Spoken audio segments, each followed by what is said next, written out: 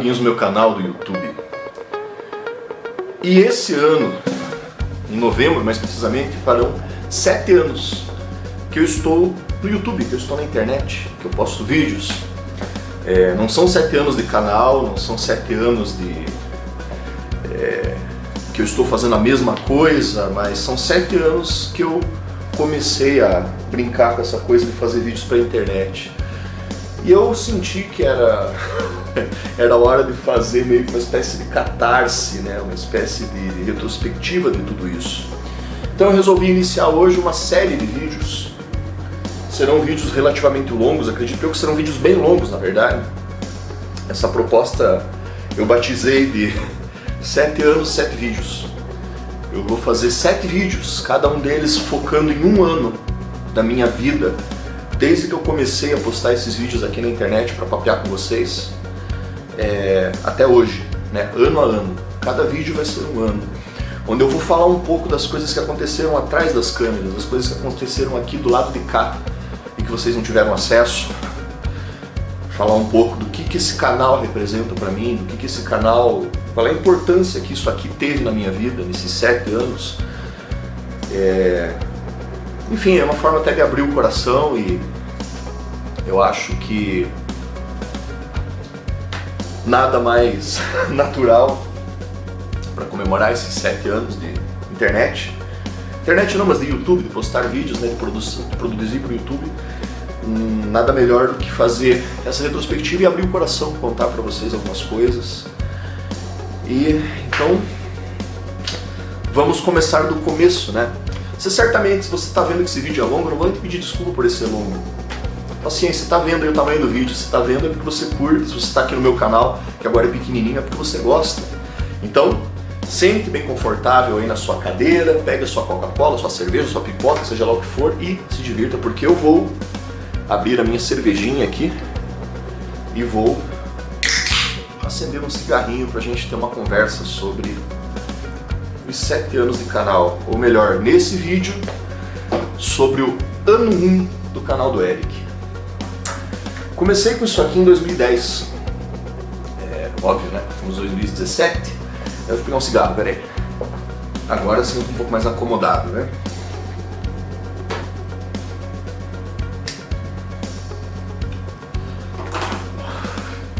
Antes de mais nada, me desculpe a bagunça aqui atrás, mas é que a gente está em fase de mudança, né? Como eu já falei para vocês em outros vídeos, a gente está para se mudar daqui do apartamento. Vamos para a nova cozinha pirata, né? Então eu tenho trabalhado pra caralho, tenho feito pintura, tenho feito reforma, eu tô fazendo tudo sozinho. Então a gente tá trabalhando bastante, então tá cheio de caixa, tá cheio de bagunça aqui, daqui uns dias a gente deve se mudar e tal. Então vamos começar, né, falando do ano 1, né? O primeiro ano do canal do Eric, em 2010. Foi o começo de tudo e o fim de uma era pessoal pra mim. Bom, em 2010, quando eu comecei isso aqui, né, eu era um gordinho de 125 quilos, de 30 anos, recém-casado, que estava morando em outra cidade por causa de um trabalho que poderia pagar as minhas contas, né, que vieram com o casamento. Eu morava em Paranaguá, mas eu tinha um apartamento em Curitiba, que eu estava pagando montes de parcelas, né, afinal de contas tinha acabado de casar. Então eu e a minha esposa, na época, a gente trabalhava com uns cavalos para poder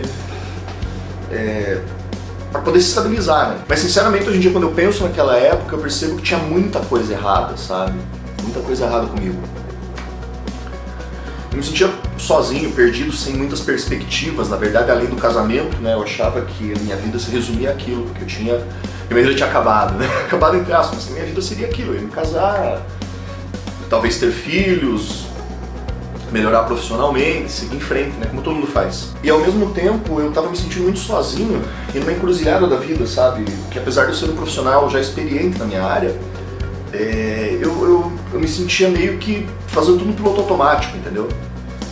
Acordar, trabalhar, dormir, vir pra Curitiba, ficar um pouco com a minha esposa, voltar pro Paranaguá, dormir, acordar, trabalhar, começar tudo de novo. Só que eu não percebia isso, sabe? Eu acho que eu tava tão focado nessa coisa do casamento que o resto passava despercebido, eu nem percebia o quanto eu estava fazendo mal para mim mesmo.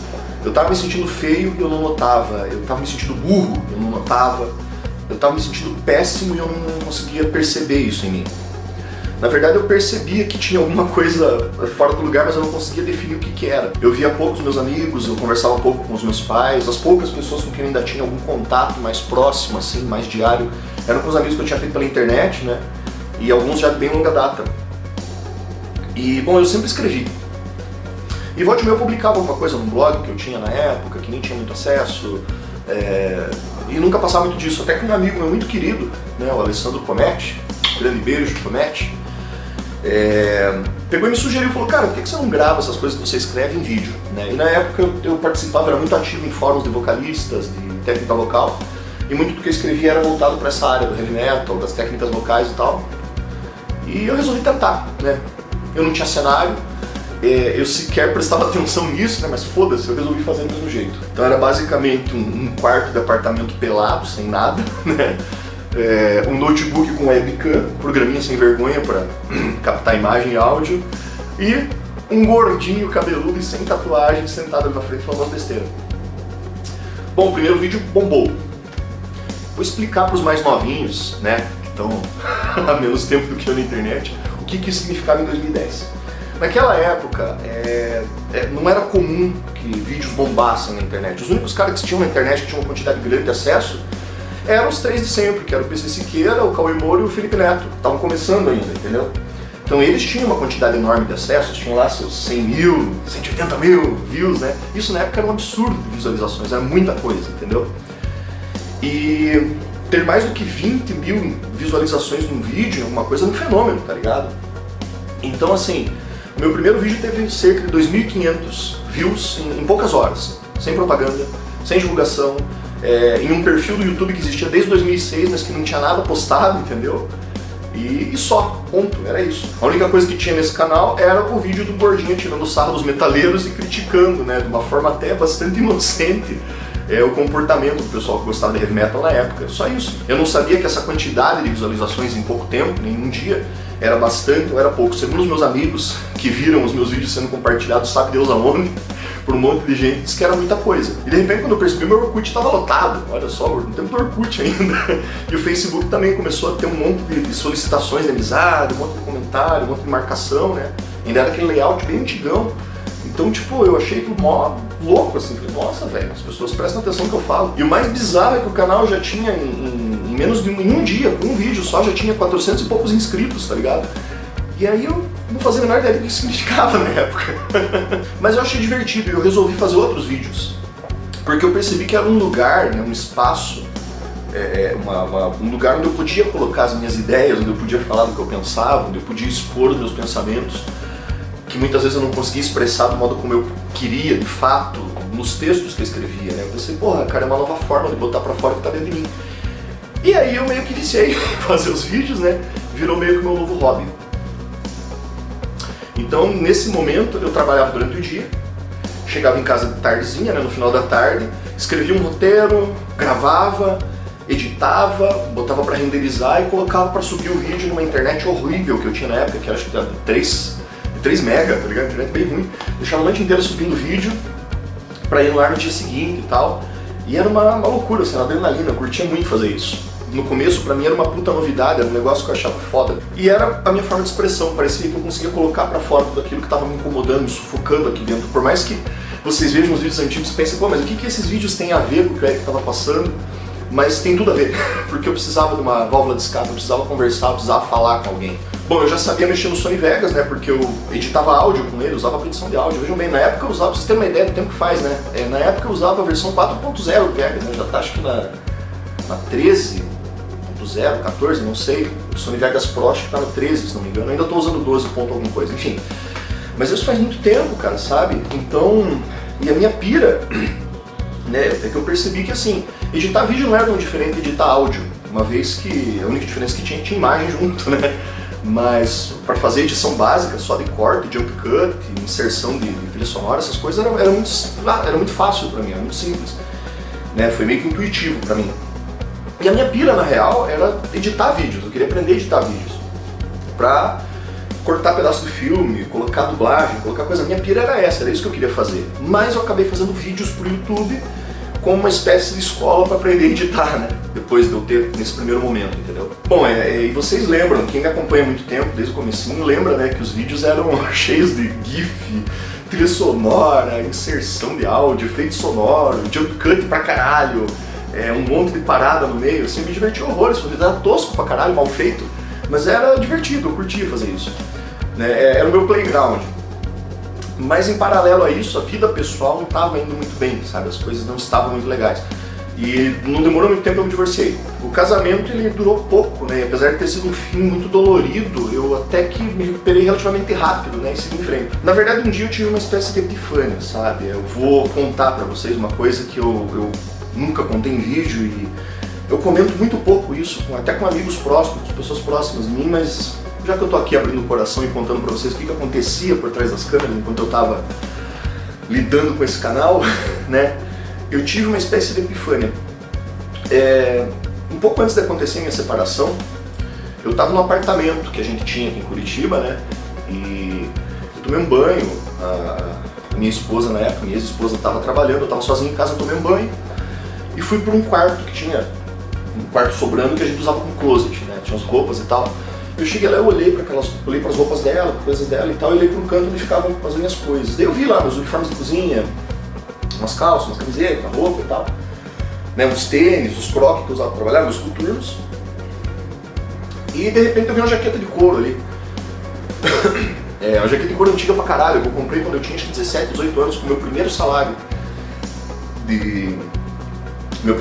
de verdade, assim, acho que eu comprei essa jaqueta e ela é muito velha. Um dia eu tenho que fazer um vídeo sobre essa jaqueta porque ela tem muita história. Mas eu olhei pra aquela jaqueta de couro assim, daí eu tava ali, tipo, de cueca, tá ligado? Cabelo meio molhado, eu peguei a jaqueta e fui tentar vestir. E ela não passava nem no meu braço direito, cara, sabe? Peguei e tirei assim a jaqueta, joguei do lado e olhei no espelho. Eu me vi um cara gordo pra caralho, todo sudo, com cabelo horrível, com olheira, uma cara de acabado, uma barba por fazer. Na época eu fazia barba porque eu trabalhava direto em cozinha, então eu tava com a barba feita, mas a minha barba tava por fazer. Eu tava com uma cara terrível e eu olhei pra aquela imagem, cara, sabe o que é você se sentir, assim, o substrato do cocô da mosca que posou na merda do cavalo bandido? Falando sério, cara, eu acho que foi uma das vezes que eu me senti pior em relação a mim mesmo, quando eu me olhei no espelho, assim. E eu sentei, tipo, no chão, abraçado com a jaqueta. Eu catei a jaqueta, abracei e chorei, cara. Eu fiquei sentado no chão chorando durante muito tempo. Eu não sei quanto tempo foi, mas seguramente foi mais de meia hora. Eu tive um troço, assim, eu sentei no chão, eu chorei, me descabelei de chorar. E aí quando eu parei de chorar, eu levantei, né, me enxuguei, me vesti e tal. Agora eu não lembro se foi no mesmo dia ou no dia seguinte, mas eu fiz minhas malas e voltei para Paranaguá para trabalhar. Parece que alguma coisa precisava sair dentro de mim. Aí eu cheguei em Paranaguá, não demorou muito, teve na mesma semana teve uma enchente. Quem é daqui do sul, daqui do Paraná, deve lembrar. Teve uma enchente bem pesada que aconteceu lá e isolou o litoral do resto do estado, assim. Teve muita queda de barreira nas estradas e tal. E eu fiquei ilhado, né? Fiquei ilhado, quase sem comida, quase sem água, né? Assim, foi foda o negócio. Ficou meio que estado de calamidade, assim, nas cidades, né? Que foi Antonina, Paranaguá e Morretes, ficaram isolados. E nesse meio tempo eu fiquei sem comunicação, não tinha internet, eu não tinha como gravar meus vídeos, eu não tinha como me distrair, eu não podia sair muito de casa. E eu lembro que eu comecei a sentir uma coisa, um incômodo dentro de mim, sabe? Fiquei quase 15 dias isolado, tive muito pouco contato com a minha ex-esposa nesse meio tempo, eu tentava falar com ela, não conseguia e tal.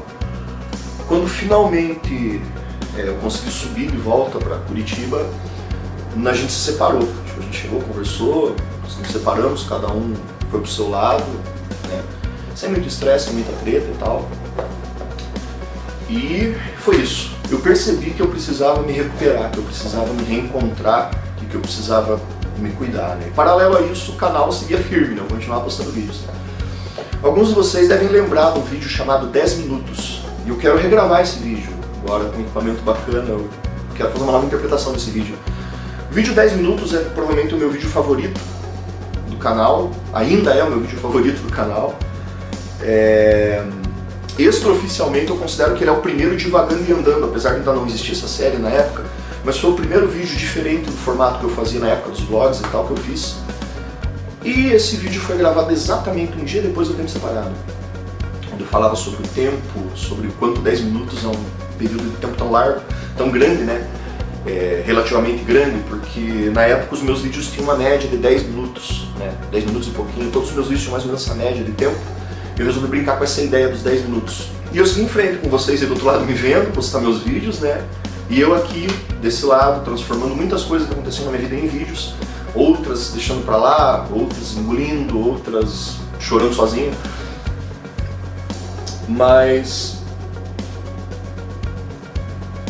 é louco perceber que na época, mais de 20 vídeos postados, agora eu já tenho 300 e pouco, quase 400, mas na época 20 vídeos que eu tinha postado até então, pouquíssimos tinham dislike, quase não tinha dislike nos vídeos, tinham pouquíssimos comentários negativos, não tinha hater, tá ligado? Era simples, era divertido fazer isso, sabe? Isso em 2010, eu sinto saudade dessa época, era uma época muito bacana. E também paralelo a isso, né? Falando agora da minha vida aqui do outro lado da câmera, ela ia mudando também, ela ia se organizando. Eu resolvi que eu ia ficar em Paranaguá por mais um tempo, para me recuperar, até vencer meus aluguéis e tal, que eu tinha pago adiantado e tudo mais, né?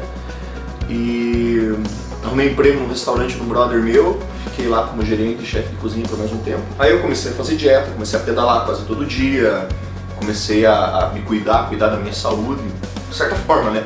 Porque da mesma forma que eu tava fazendo dieta e pedalando todo dia, fazendo exercício, eu também tava bebendo pra caralho, saindo pra caralho, né, tocando terror. Na verdade, assim, eu meio que soltei um pouco aquilo que tava me sufocando, né. Então na época, assim, eu voltei à minha forma original, à minha forma natural, né, que é perto ali dos 85, 90 quilos. 95 quilos é o meu peso ideal, entre 90 e 95 quilos é o peso em que eu me sinto confortável. Então, assim, em muito pouco tempo eu emagreci 15, 20 quilos, assim, sabe? Então foi, puta, né? Foi um boost, né?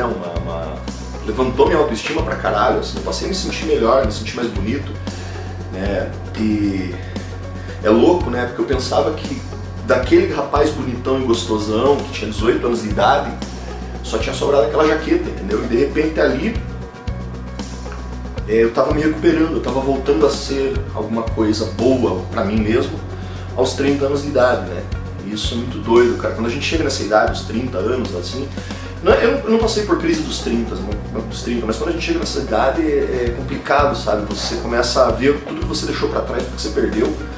E é meio que um baque, assim, você parar pra pensar que você não é mais um jovenzinho de 18 anos, 19 anos, entendeu? Você tem que se espertar, né? Bom, com a parte da grana que eu recuperei, né, do casamento, quando a gente separou, que foi a venda do apartamento, enfim, a grana que a gente tinha guardado, que a gente dividiu, e também junto com uma grana que eu tinha no Caixa 2 que eu fazia, né, que era dos eventos que eu fazia, das coisas que eu fazia por fora, consultorias e tal. Com essa grana eu resolvi que eu ia realizar alguns sonhos meus. Então, a primeira coisa que eu fiz foi comprar uma câmera nova na época, que era uma Fujifilm, bem sem vergonha, diga-se de passagem, mas na época eu achava bacana, não entendia nada de vídeo, mas comprei uma câmera nova. Resolvi viajar um pouco para encontrar amigos de outras cidades, os crushzinhos que eu tinha e tal. E resolvi me tatuar, resolvi voltar a me tatuar. A última tatuagem que eu tinha feito era nas costas, que é um par de asas que eu tenho. E eu resolvi, eu fiz quando eu tinha 24, 25 anos, fazia anos que eu não sabia que era fazer uma tatuagem, eu resolvi que eu ia me tatuar, eu queria começar a me tatuar. E foram vários vídeos falando sobre tatuagem, falando sobre estúdio, vocês devem lembrar que eu falei muito sobre o El Cuervo, que hoje é um dos estúdios mais reconhecidos aqui de Curitiba. Na época era uma salinha dentro do prédio no centro de Curitiba, hoje em dia é um puta estúdio fudido. Na época os donos eram o Thiago e o Max, hoje em dia é só o Thiago, né? O Max está tatuando na galeria, tá tatuando na Takes, aqui em Curitiba. Enfim, mas na época eu comecei a tatuar com eles, né? E eu sempre buscava estar em contato com vocês aí do outro lado, de alguma forma, né? Mas ao mesmo tempo eu ainda tinha umas bad de vez em quando, então, putz, cara, eu saía, enchia a cara, ficava bebaco, acordava uma puta ressaca no dia seguinte, então eu percebi que eu tava sentindo falta da minha família, dos meus amigos aqui em Curitiba, eu tava sentindo falta de Curitiba, da vida que eu tinha aqui antes de ter ficado em Paranaguá por tanto tempo, e principalmente eu tava sentindo falta da música. Foi daí que surgiu o convite para eu cantar na Wild Child na época, entrei na banda, né? E então eu resolvi que eu ia voltar para Curitiba. Tipo assim, tá louca. Então eu fui lá, pedi a conta, né, me demiti, fiz as malas e voltei. A princípio, né, eu me despedi dos meus amigos de lá, tal. Foi também um pouco dolorido deixar os meus amigos de lá, que eu tinha feito lá. Mas eu precisava voltar para Curitiba porque eu sentia falta da música, eu sentia falta de muita coisa. E a princípio a minha intenção era voltar para Curitiba, alugar um apartamento, pegar um trampo e ficar de boa. Mas daí os meus pais sugeriram, pô, por que você não fica aqui com a gente, tarará, tarará. Eu falei, pô, beleza, né, vou ficar um tempo com os meus pais. Eu fiquei lá em São José dos Pinhais e foi daí que surgiu aquele cenário que vocês já conhecem, dos vídeos antigos, que era aquela biblioteca enorme, que era da minha mãe, parte minha também, né. É um cenário que eu gosto pra caralho, aquele foi um período bastante fértil do canal, mas uma vez que eu não tinha mais um quarto, né, na casa dos meus pais, eu transformei aquele espaço no meu QG, né, no meu quartel-general. Então eu tinha minha TV, meus computadores estavam lá, era o lugar onde eu escrevia, onde eu gravava, onde eu editava meus vídeos, onde eu dormia, tinha minha cama do lado e tal. Enfim, foi uma fase muito bacana na minha vida, assim. Eu tenho alguma saudade daquela época. Então a vida ia se ajeitando, apesar de eu não estar empregado formalmente, de eu estar trabalhando, né, e tal. Eu estava fazendo bastante freela, eu estava fazendo bastante consultoria, estava fazendo um monte de coisa, tocando pau-wire com uma frequência, ensaiando, gravando disco novo. Que mais? Revendo vários amigos, passando mais tempo com a minha família e, é claro, fervendo que suco, né? Mas essas histórias de galinhagem e pegação eu vou deixar em off. Eu tava solteiro, né, gente? Tava solteiro, tinha tempo e tinha dinheiro, então faço as contas. Mas também não demorou muito, eu já comecei a namorar com meu namorado e tal, e me acomodei. Enfim, nisso eu vi o canal crescendo, né? E junto com ele, a minha preocupação com o canal também, né? Aquela coisa de eu ficar de olho, assim. Aquilo já não era mais só uma brincadeira, as pessoas me cobravam vídeos, eu tinha um número relativamente grande de inscritos na época, eu já tinha uns 12, 13 mil, 15 mil inscritos, que na época era bastante coisa. Então as cobranças vieram, as pessoas me cobravam vídeo novo e tal. Aí eu pensei, bom, acho que eu vou ter que organizar as coisas. Eu criei um site do canal, criei página, comunicação visual, fiz toda a porra toda, né? Porque afinal de contas eu sentia essa cobrança, né, do pessoal que me assistia. Até que um dia eu tava com o saco meio cheio já do canal, não tinha muito... Tava sacudo mesmo. Eu fui lá e resolvi gravar um vídeo chamado Otakus e suas otaquices, vocês devem lembrar desse vídeo. Que foi o vídeo que colocou o meu canal no mapa na época, que fez com que muitos de vocês conhecessem o canal, né? Eu gravei só pra não deixar nada, no caso, só pra não deixar o canal sem nada. O canal tava crescendo devagar nessa época, então eu tava um pouco desestimulado. Mas quando eu vi, tinha bombado, cara, tinha ido parar em página, nas maiores páginas, blogs e fóruns de japonesice aí, dos otaku, do povo que faz cosplay, do povo que curte anime, essas porra toda aí.